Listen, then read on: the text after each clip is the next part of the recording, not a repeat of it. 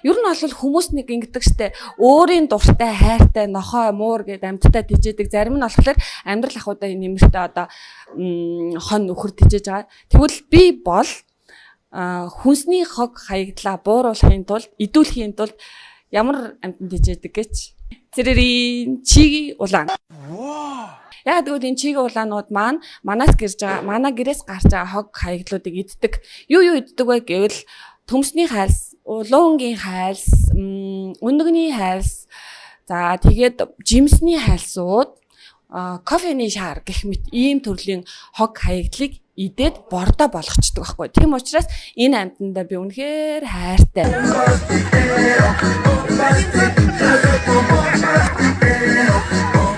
Хүн төрлөختөн нийт үйлдвэрлэсэн хог хаягдлынхаа 3.1%-ийг амар агаас 3.1%-ийг хаягдаг юм байлээ. Тэгээд энэ хаягдсан хувь нь хөлөмжийн хийг 8% бүрдүүлдэг гинэ.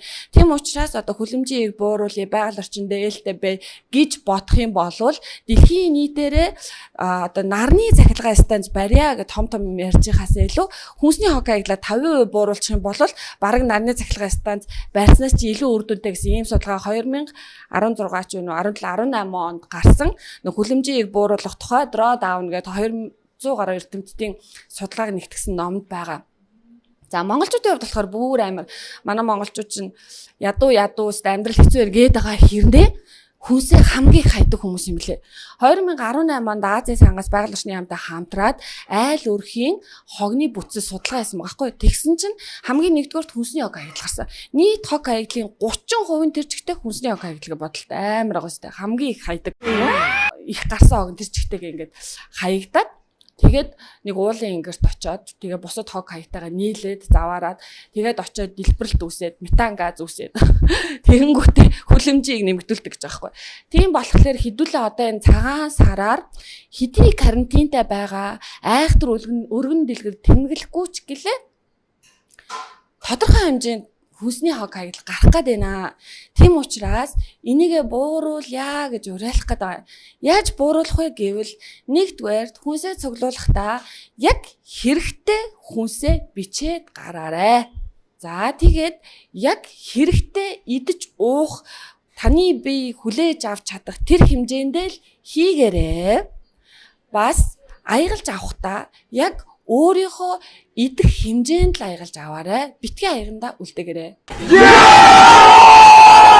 Энэ л ерөөсөө хувь хүн болгоны хүнсний хаягдал гарахгүй байж болох хамгийн ихний алхам. Хоёрдугаарт яалтчгүй гарах юм бол за би бол азар нөгөө чиг улаанд өгчтэй. Тэгэхээр та нар маань яг уу аль болох битгий гаргаарай.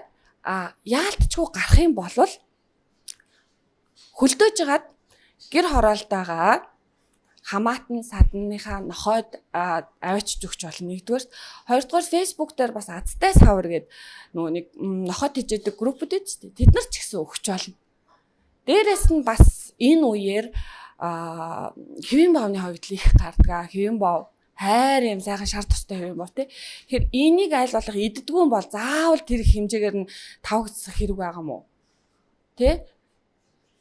Хатаад үлдээд ах юм бол бас нухажгаад бэлүү хийдэг тийм арга байдаг юм билэ. Энэ тал дээр одоо Гэлгар утга Монгол хөдөлгөөн гээ Facebook хуудсандаа би дахиад холбоосыг нэмээд оруулчих.